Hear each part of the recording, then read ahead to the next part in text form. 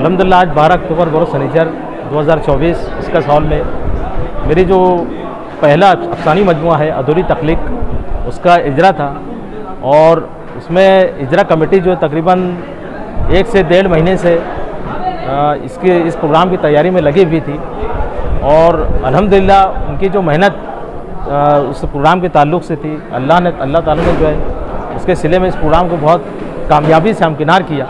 ابھی آپ دیکھ سکتے ہیں کہ رات کا تقریباً 1 بج چکا ہے، لیکن الحمدللہ سامعین یہاں پر موجود رہیں۔ بیرون شہر سے جو ہے خصوصی مہمانان جو یہاں پر موجود تھے، انہوں نے اپنے اپنے تاثرات کا اظہار کیا، اور ساتھ ہی ساتھ میں ہمارے شہر کے جو ادب نواز شخصیات ہیں ان کا شکریہ ادا کرنا چاہوں گا کہ انہوں نے میری جو پہلی ایک کوشش تھی ادھوری تخلیق کی شکل میں، تو اس کو اتنی محبتوں سے نوازا، اور آئندہ بھی میں جو شہریان سے اور بالخصوص جو ادب نواز شخصیات ہیں ان سے یہ کہنا چاہوں گا کہ یہ میرے تخلیقی سفر کا انشاءاللہ پہلا پڑاؤ ہوگا، اور جو توقعات ان لوگوں نے جو مجھ سے وابستہ کر رکھی ہے کہ میں شہر کا ایک فرد ہونے کے ناطے ادب کے میدان میں اور مزید کچھ کرنے کی جو کوشش کروں، تو انشاءاللہ میں ذمہ داریاں جو بڑھ گئی ہے بطور ادیب، جو ہے میری ذمہ داریاں بڑھ گئی ہے، کیونکہ اب میں صاحب کتاب ہو چکا ہوں، تو انشاءاللہ میں آگے بھی کوشش کروں گا کہ اور بہتر جو ہے اپنی تخلیقات جو ہے وہ لوگوں کے سامنے پیش کر سکوں۔ کتاب جو ہے انشاءاللہ شہر کے جتنے بھی بک اسٹالس ہیں وہاں پر تقریباً سبھی بک اسٹال پر اویلیبل رہے گی، جیسے کہ سویرا بک ڈپو ہے اور سٹی بک ڈپو ہے، اور بھی دیگر جو اسٹالس ہیں وہاں پر سبھی جگہ پر انشاءاللہ کتابیں اویلیبل رہے گی۔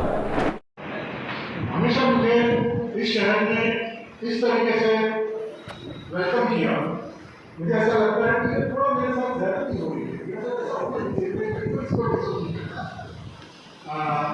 خالد بھائی مائک۔ میرا مسئلہ یہ ہے کہ مجھے بہت اچھا بولنا نہیں آتا، اندر لکھ لیتا ہوں، لیکن بولنا بہت اچھا نہیں آتا، اور جب بولنے کے سامنے کھڑا ہوتا ہوں تو وہی حالت ہوتی ہے جو میتھس کا بچپن میں ایگزام ہال میں جاتے ہوئے پیٹ میں بولو ہونے لگتا ہے، پیر کانپنے لگتے ہیں، سر گھومنے لگتا ہے۔ اس لیے عظمت اقبال کی کتاب پر جو میں نے اپنے تاثرات تھے اس کو مختصر نوٹ کیا ہے۔ یہ کوئی مضمون یا مقالہ نہیں ہے، یہ ایک کچی پکی رف نوٹس ہیں جسے بالکل بے ترتیبی سے میں نے نوٹ کر لیا ہے، وہ آپ کے سامنے پیش کر رہا ہوں۔ عظمت اقبال کے پہلے افسانے مجموعے ادھوری تخلیق کی اشاعت پر مبارکباد۔ ہر تخلیق ادھوری ہے، ہر تخلیق ادھوری ہوتی ہے، ہر قرأت ادھوری ہے، ہر بیان ادھورا ہے۔ صرف وہی بیان پورا ہے جو ابھی بیان نہیں ہوا، وہی خواب سچے ہیں جو ابھی تک دیکھے نہیں گئے۔ یہاں میں واضح کر دوں کہ افسانوں کو میں ناک پر بنا ہوا جوتا نہیں سمجھتا کہ جو میرے مزاج پر پورا ہوتے، لیکن یہاں جو بھی بات میں کہوں گا وہ اپنے کتھا سنسکار کے حوالے اور وسیلے سے ہی کروں گا۔ ادھوری تخلیق کے افسانوں کو پڑھنے کے بعد اندازہ ہوتا ہے کہ معاصر لکھنے والوں کے مقابلے میں عظمت اقبال کے تجربے کی جھولی بھری ہوئی ہے۔ انتصاب سمیت کتاب کا کنٹینٹ ان کے گمبھیر سماجی اور کمٹمنٹ کو بتا دیتا ہے، اور ہمیں بتاتا ہے کہ وہ کس قدر اداس اور دردمند دل رکھتے ہیں۔ ان کی تحریروں میں لہو اور زندگی کی رونق اسی بشر دوستی اور درد مندی کی دین ہے۔ ادھوری تخلیق ان کا پہلا مجموعہ ہے، اور پہلے مجموعے کے لحاظ سے اس نے مجھ پر بہت ہی خوشگوار اثر منتقل کیا ہے۔ تپتے ریگستان میں ٹھنڈے پانی کے چشمے کی مانند مجھے نہیں پتا اس خوشگوار تاثر کا جواب ادھوری تخلیق کے متن میں موجود ہے یا متن سے باہر تپتے ریگستان میں۔ یوں تو عمران چوہدری، ڈاکٹر اقبال حسن آزاد ہمیں عظمت اقبال اور ان کے افسانوں کے متعدد فنی اوصاف سے ہمیں پہلے ہی متعارف کروا چکے ہیں۔ گویا عظمت اقبال نے اپنی پہلی کتاب میں پہلی اوور میں ہی 4 چوکے اور 2 چھکے مار دیے، لہذا مجھے نہیں لگتا کہ میں اس میں کوئی اضافہ کر سکتا ہوں اور پکائی ہوئی کھیر کو گرم کر آپ کو دوبارہ پیش کر سکتا ہوں۔ میں ان کے افسانوں پر وہ بات کرنے کی کوشش کروں گا جو اب تک نہیں کہی گئی یا میری نظروں سے نہیں ہوئی۔ احمد اقبال کے افسانوں کا تجزیہ اگر آپ سپرلیٹو ایڈجیکٹوز کے ساتھ سننے کے مشتاق ہیں تو ممکن ہے آپ کو مایوسی ہوگی۔ اس وقت مجھے راجن سنگھ بیدی کی ایک بات یاد آتی ہے۔ انہوں نے ایک جگہ لکھا ہے کہ اگر افسانہ نگار لکھنے سے پہلے اپنے آپ کو شیکسپیئر، برنارڈ شاہ چاہے جو سمجھتا ہو، یہ سمجھنے کا اس کا جنم سے ادھیکار ہے، لیکن رائٹر کو اس کی اوقات کاغذ پر اترتے ہی پتہ چل جاتی ہے۔ جو پتہ نہ چلے تو یار دوست کو پتہ کرے، اور جو یار دوست دشمنی پر اتر آئے تو وہ بھی نہیں بتاتے۔ تو یہاں میں جو کہہ رہا ہوں یہ سمجھیے، بیک پر دوستی کا ہر پرفرض نبھا رہا ہوں۔ عظمت اقبال کے افسانوں میں جو بات سب سے پہلے ہمیں متوجہ کرتی ہے وہ افسانوں کا موضوعاتی تنوع، زبان کا خلاقانہ استعمال اور اختصار ہے۔ زبان کا خلاقانہ استعمال، اختصار اور موضوعاتی تنوع کو یہ سبھی اس بات کی طرف اشارہ کرتے ہیں کہ عظمت اقبال زندگی کی جستجو میں مسلسل سرگرداں ہیں۔ یہ وہ خوبی ہے جو انہیں اپنے پیشہ و معاصر لکھنے والوں سے الگ کرتی ہے۔ سب سے پہلے میں ان کے افسانوں کے راوی کے بارے میں کہوں گا۔ ان کے افسانوں کا راوی خود افسانہ نگار ہو یا کوئی کردار، حاضر واحد متکلم ہو یا غائب راوی، ہر شعبے میں مجھے عظمت اقبال نواز کرتے نظر آتے ہیں۔ موجود تھیم اور پس منظر کے مطابق افسانے کا راوی خود کو بدلتا ضرور ہے، مگر یہ بدلاؤ راوی کی ذات اور صفات اور کردار کا نہیں، افسانہ نگار کے مود کے بدلاؤ سے عبارت ہوتا ہے۔ مجھے ان سے بس یہی شکایت ہے کہ کہانی سنانے والے راوی کے پردے میں مصنف کی شخصیت سطح پر تیرتی نظر آتی ہے اور اپنی ذات کے آئینے کو توڑ کر زندگی کا نظارہ کرنے سے انہیں روکتی ہے۔ الگ الگ موضوع کو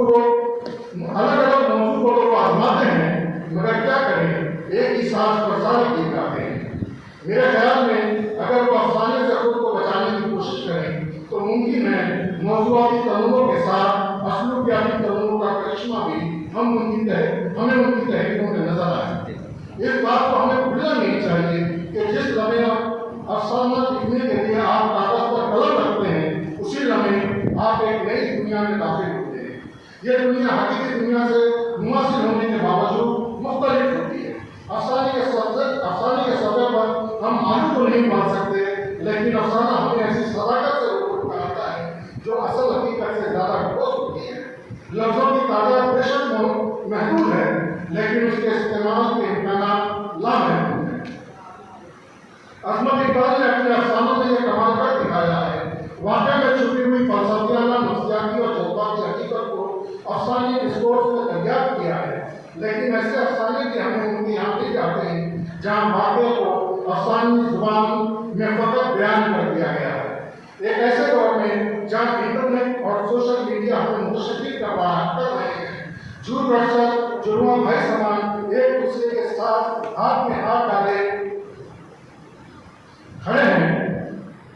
ہر ایموشنل ورڈ میٹرکس کو بیان کرنے کے لیے ایمیج موجود ہے جسے آسانی سے بیچا، خریدا، لوٹا یا بھگایا جا سکتا ہے۔ ایمیج جس کے نے لفظ کو بے حکمت اور بے توقیر کر دکھایا ہے۔ اپنے چکے چھوئے دیکھے اور بڑھتے ہوئے سچ کے بجائے فارورڈ ہوئے اور کیے ہوئے سچ پر یقین رکھنے والے دور میں ایک ایسی کتاب کا شائع ہونا جس میں چکے چھوئے دیکھے اور بڑھتے ہوئے سچ اتنی بڑی تعداد میں میسر ہو، کسی معجزے سے کم نہیں۔ لیکن یہاں پھر ایک بار میرا اور آپ کا راستہ رکے کھڑا نظر آتا ہے۔ بعض افسانوں کو پڑھتے ہوئے احساس ہوتا ہے کہ میں کسی تیز رفتار بلیٹ ٹرین میں سفر کر رہا ہوں اور کھڑکی کے چوکٹے میں مختلف مناظر، کردار اور واقعات کو وقوع پذیر ہوتے دیکھ رہا ہوں۔ लेकिन इससे पहले उस मंजर, किरदार और वाक़े की जुज़ियात और तफ़सीलात को अपने जहन की गिरफ्त में लूँ, दूसरा मंजर, किरदार और वाक़ा सामने ऊपर आता है। ऐसे वाक़यात भी उनके अफ़सानों की किरत के दौरान आते हैं जब मैं खुद को बुलेट ट्रेन में सवार पाता हूँ और उन अफ़सानों में जो सेंसिटिविटी है और शख्सियत है वो इतनी तेज़ रफ्तारी की मुताबिक नहीं। आखिर में इख्तिसार के हवाले से मैं कुछ कहना चाहता हूँ। इख्तिसार पसंदी अज़मत इकबाल के तख्लीकी अमल का नामियाती हिस्सा है। इख्तिसार पसंदी असल में 25 ग्राम की नाक पर 1.5 सेर की नकली बांधने का हार है। हमारे यहाँ इख्तिसार पसंदी ने अफसाना निगारी की शक्ल इख्तियार कर ली है। गुज़िश्ता ज़माने में लोग कबूतर उड़ाते थे, नए दौर में स्टॉक टैक्टिक्स का इस्तेमाल करके लोग अफसाना निगार करते हैं। तलखलामी के लिए माफ़ी, मगर क्या करूँ, अदब की पूरी लंका 52 गज़ें अफसाना निगारों से गूंज रही है। मुझे इस वक्त मौलाना मोहम्मद अली जौहर की भी एक बात याद आती है। कहते हैं कि मौलाना मोहम्मद अली जौहर बहुत अच्छी तकरीर करते हैं, लेकिन उनकी तकरीर बहुत तवील होती है। तो कई लोगों ने मुझसे शिकायत की कि मौलाना आपकी तकरीर तो अच्छी होती है, लेकिन अगर आप तकरीर अपनी मुख्तसर करते हैं तो मज़ा आ जाए। तो मौलाना मोहम्मद अली जौहर ने कहा, मुख्तसर तकरीर करने का मेरे पास टाइम नहीं है। कहने का मतलब यह है कि अफसाना लिखना या मुख्तसर लिखना किसी भी तरीके से